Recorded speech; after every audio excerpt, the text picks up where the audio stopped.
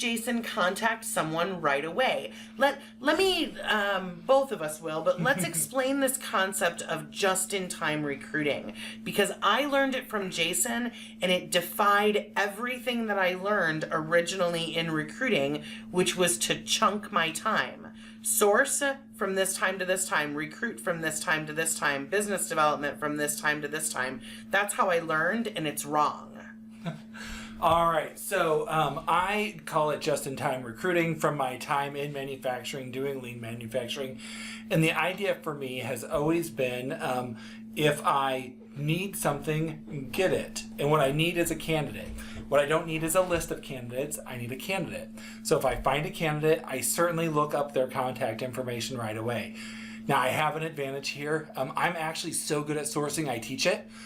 So for me to find contact information takes me maybe a minute to 2 minutes, typically.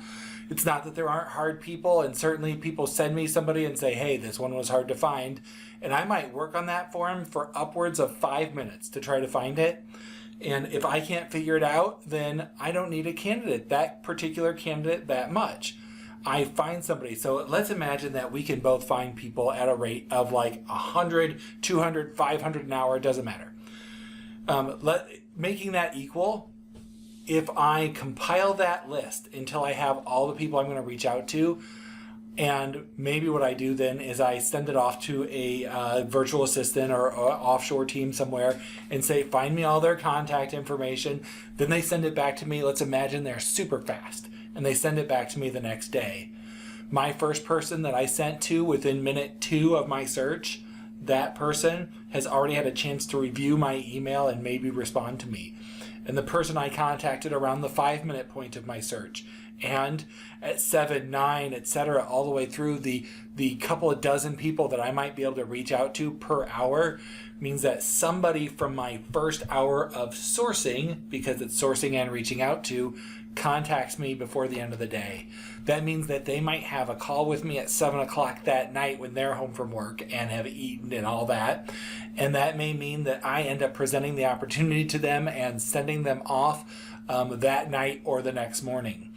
It means that I have a send out while you're still getting your email list ready. So that like, yes, I do have to source right in the moment for contact information, but I'm good at it, so it doesn't matter.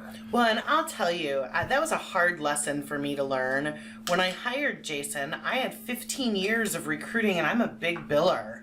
And he had 5 minutes of experience and is getting send outs faster than me. Like, what the heck is going on here? And it was really pissing me off because I'm pretty competitive. And so I had to look at how he was doing it. And I had just not taught him to chunk his time. He did it all on his own and kept beating me to the send out. So if you want to decrease the amount of time it takes from requisition to first send out, don't separate your sourcing time. Source, as soon as you find a person that's qualified, reach out to them. Then go to the next one, reach out to them. If you do it that way, you're going to end up getting to people faster than if you do all of your sourcing at once. So if you chunk your time together with any other activity, for example, there are diet plans that say, cook all of these meals on Sunday, put them in the freezer, and then you'll have quick snacks to eat throughout the week without veering off of your diet. Well, okay, in theory, that could work. If I decide that I'm going to save time on my mail by only going to the mailbox on Fridays and pulling out all my mail, well, if I was waiting for a check that came Monday, then I get the check 5 days later. And that's just how it's going to happen, right? Like, if I chunk my time, I have to wait for results.